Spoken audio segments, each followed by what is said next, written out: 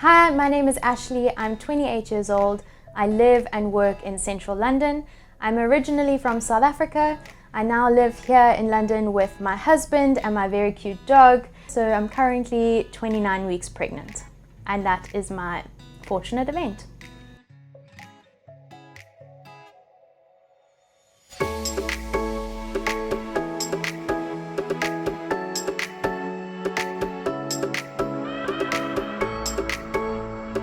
So I'm just going to go through our monthly expenses before baby and then kind of what we're predicting for once baby is here and how we've amended our budgets just since being pregnant. This budget is for my husband and I. We kind of bring all our money together and then split our expenses across that, which just works really well for us. So normally for our groceries and food, we spend between £350 to £400 a month.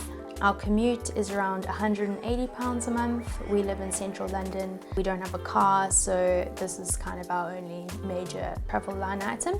And then our subscriptions, so Netflix and Spotify, it's actually only £14 at the moment. Our phone contracts come to £35. Our entertainment budget for just having fun, eating out, going out with friends is £150. Our personal spending is £100 each, so £200 where we allocate coffee when we go out or any like beauty products or care products that we might want, just the extras. And then we have a very cute dog that costs us £25 a month for her food.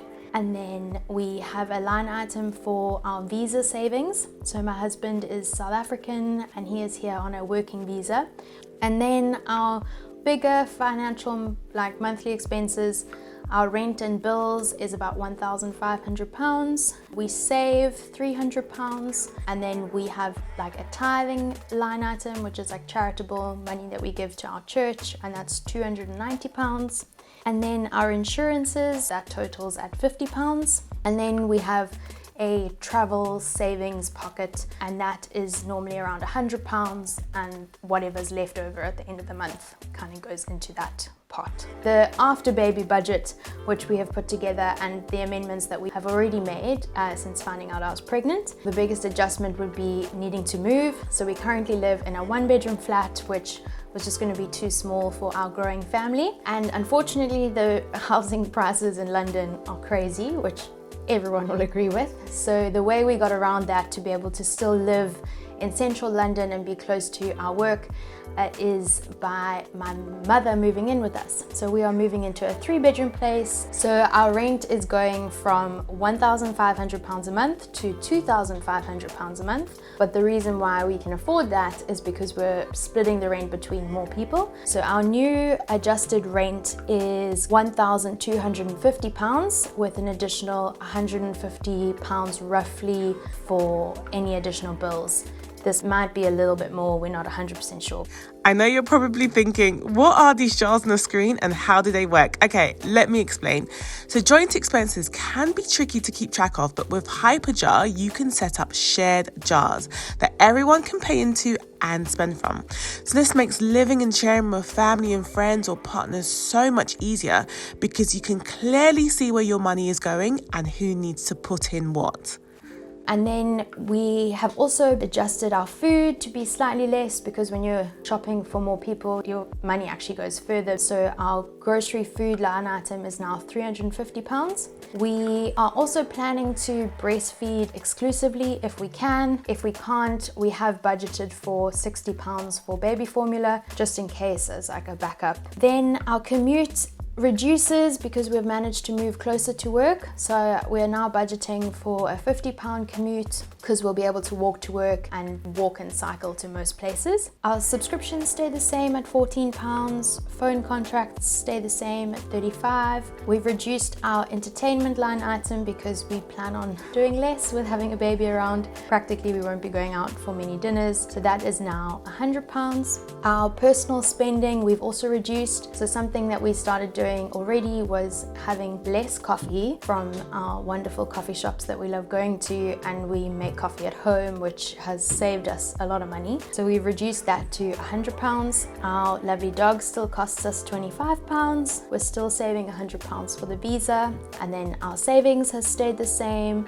Our tithes and charity has stayed the same. Our insurances have also stayed the same. Our travel line item has stayed the same. But again, that's something that we're flexible with, so that should the baby cost us more, that will be one of the things to go, sadly. We've added in a baby savings.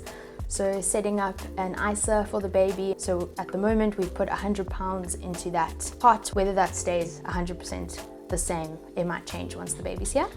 I know Ashleigh's going to find this feature very useful in the next few years, because you can give your child the freedom to spend their own money, but with your oversight and control. HyperJar offers free cards for kids when they reach the age of 6, which is a great intro into digital money management.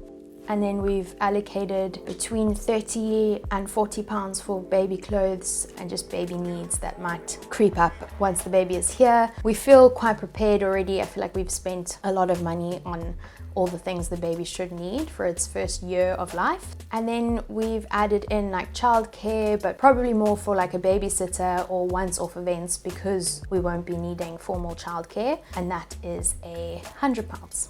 Back to these jars again, because there's so much they can do. You can add anyone to your jar, including your babysitter. This means that they can spend using this jar for things like baby's food or days out with your child, things like that. You can even use it for the babysitter and childcare wages or costs. It just makes life so much easier. So our total expenses in our budget before baby is £3,344 a month, and then our predicted total once we have the baby will be £3,200 a month. So although the end of the month item expenses reduces, our income will also be reduced. With me being on maternity leave, I won't be earning as much as I am right now, so we had to obviously adjust our budget accordingly. Okay, so let's talk about what I spent a lot of money on. Some of the marketing traps that I fell for, and then some ways that we managed to save quite a bit of money on baby things. One of the most expensive items that we were preparing for was our pram. I did an entire spreadsheet of the few prams that we wanted and was shocked by how expensive some of the prams on the market are. And then I kind of listed out what would we need it for. We live in central London, so it was really important for us to get a pram that was like sturdy and well built, that could handle going on buses and the tube and just handle a lot of walking. This is the Nuna Demi Grow. It normally retails for around £900, and we were really lucky because we got it on special. It was like 50% off, so we only paid £400. It's really versatile, and the sustainability of it is great because you can add like a second child to the pram. So if and when we decide to have our second baby, we'll still be able to use this pram potentially for like a toddler and a small baby. One of the other things that was really expensive and that I didn't really need was the Docatot sleep pod, which is actually right here. So this was, I think it was £150 just for my baby to lie in it. And this was one of those items where, shamefully, I'll admit, I was like, that will look really cute on Instagram. So obviously I'm gonna be taking a lot of pictures of my future baby. It was just one of those things that I was like, I probably didn't really need this. There are a lot of other sleep pods for babies that are literally half the price. Okay, so next up is the Owlet. Really, really excited about this one. We were gifted this by my amazing sister-in-law, but they normally retail for around £300, so it is really expensive. But the function of them is great for peace of mind. The little sock monitors the oxygen levels and the baby's heart rate, and then obviously the camera is like a normal baby monitor. From the Shops tab in the app, you can find discounts and exclusive rewards from loads of top brands like TUI or even hotels.com if you're planning a baby moon, eBay for essentials, and even Domino's when you're too tired to cook. So we will be moving into a new apartment. It also meant that we would have space for a nursery. We have bought some nursery furniture. Again, you can get some really great deals on Facebook Marketplace for this. I've ordered our furniture and selected the delivery date for when we're moving. So we just went to John Lewis because we knew that they have a good reputation for quality items, but their any day basic range actually worked out cheaper than some of the other very popular places to buy furniture. So in total, we spent £160 on a cot, which seemed like quite a good deal. And then the mattress was around £30. There were definitely some mattresses that were a lot more expensive, but we have also made the decision to have a co-sleeper. So the snooze pod that kind of attaches to the side of the bed, like for the first couple of months, is where baby will be doing most of the sleeping, and the cot in the nursery is kind of for nap times during the day. Another thing that you can spend a lot of money on is baby clothes. Even though individually they're not that expensive, the more you buy, obviously it adds up very quickly, because there are some very, very cute little girl things on the market. So another thing that I spent quite a bit of money on, which was completely unnecessary but just felt like a sentimental thing, was I went back to South Africa, and there's a brand, it's actually an Australian brand, but it's very popular in South Africa, called Country Road, and they definitely charge way too much for baby clothes. You can find equally good quality in other stores, but it was just something that I just really wanted, and so purchased a couple of Country Road items for our child. Again, it's this kind of thing where you can totally avoid not spending loads and loads of money, but sometimes little cute socks with puppies are irresistible. In total at Country Road, I probably spent like nearly 2,000 Rand, which is a lot of money, and I know that my mother and mother-in-law watching this are going to be mortified. This was gifted off of our baby registry, but I know it's around £49, I think. It's one of those baby seats that has kind of the contraption that goes across the top for meal times or playtime. Another thing which I already feel slight regret about buying, and I know I'm actually very grateful that we haven't spent money on the other item, is a Moses basket. And this changing basket, I spent £69. Pricey when you can buy really great changing mats for about 10.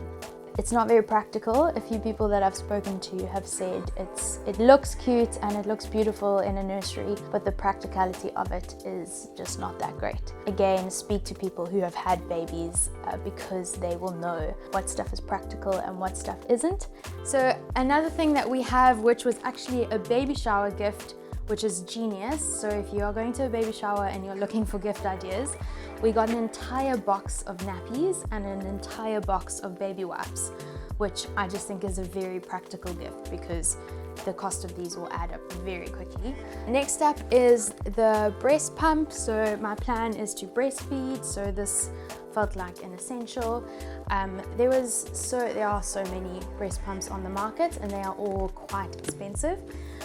This one was actually recommended to us by our antenatal group just because it's a hospital grade one and has really great reviews, and it's not too expensive. So this one was around £140. So this was actually gifted to us, and I think these things are also great to find on Facebook Marketplace.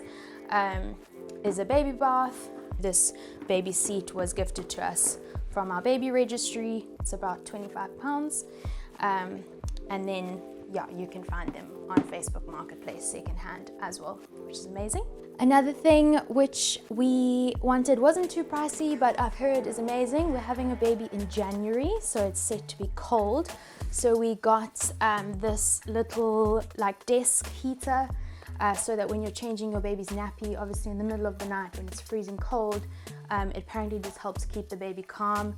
This was £12 on Amazon, so wasn't too expensive and hopefully will prove to be very useful. So altogether we have probably spent just under £2,000, and thankfully a lot of the stuff we were gifted. If we weren't gifted, I think we probably would have spent around £3,500.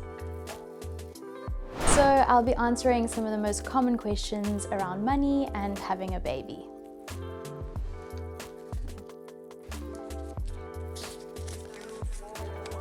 Was the baby planned? Great question. Yes and no, it was planned. However, we're about 12 months ahead of schedule. What are you doing about maternity leave?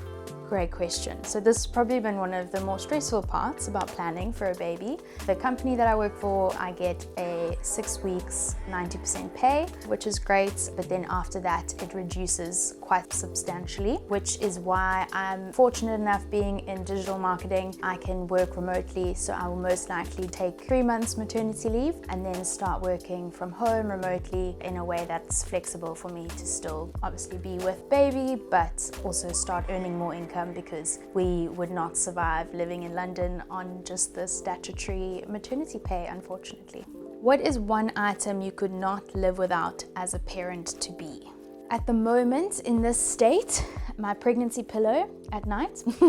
It helps me sleep, which has been great. And then in terms of like actual baby stuff, we were gifted the Owlet, which is a baby breathing oxygen heart rate monitor that slips onto the baby's foot. Baby's not even here yet, and I already feel so at peace knowing that we're covered on keeping it alive. Do you have any financial expectations now that you are having a baby with your partner? Yes. So the reality, I guess, is that my capacity and output for being able to work really hard and earn money is definitely going to decrease, because I'm going to be working hard in another way, like keeping a small human alive. So I think the benefit of doing this with my partner and us being able to do it together is that where I can't do certain things, he can, and where he can't do certain things, I can. So financially, my expectation won't change too much, because we already have like a one pot system. We bring all our money, our monthly income, into kind of one pot, one budget, and then allocate accordingly where we need. We've been married 2.5 years, and it's worked really well for us, which just makes me feel more comfortable that when the baby arrives and I won't be bringing in as much money, the overall income and expenses are still, it's a shared effort and something we do together. What is the most overrated baby related item? Hands down, baby shoes. I think they're super cute and baby shoes are adorable, but babies don't wear shoes. So don't buy baby shoes until your baby starts walking and will need shoes. Babies wear socks. Do you want to be a stay-at-home mom, or will you go back to work full-time? So the reality of this answer is that I will actually earn less by going back to work full-time, because childcare in central London is so expensive. So it kind of makes this question easy for me, is that it would just be silly for me to go back to work. So I'm going to return to work part-time, and I have the help of my mom and then obviously my partner, who we will juggle our schedules around me being able to work when they can provide childcare. And then the rest of the time I will be working from home, and I just have that flexibility to be able to do some freelancing work and just hopefully find ways to earn an income from home where I can be with the child. How do you financially prepare for a baby? Save all your money. A couple months before we fell pregnant, we had started saving, just putting a small amount of money aside into an account that was the baby fund. And then when we found out we were pregnant, that amount increased. So we just started saving a bit more so that we could get to our goal faster. And I think the other thing that we've had to do is kind of adjust our lifestyle now already. So we've been going out less, eating out less, trying to cook more at home, avoiding having to buy a lunch out when we're at work, but rather taking lunch from home, that kind of thing. We set up a baby fund just to feel prepared. I think we knew how expensive babies are and can be, and so having that like little pocket of like, okay, we're working towards saving a big chunk of money specifically allocated to baby stuff just made the spending all the money on all our baby stuff less stressful. What gift would you like to have received at the baby shower? I think we got pretty much everything that we would have liked to have received, which was really lovely. The Owlet is definitely one of the best ones, because sometimes it can be hard to justify spending so much money. Thank you so much for watching this episode of my fortunate event. If you want to follow our journey, follow the progress of our new baby, you can find us on TikTok and Instagram at Ready Set Goes.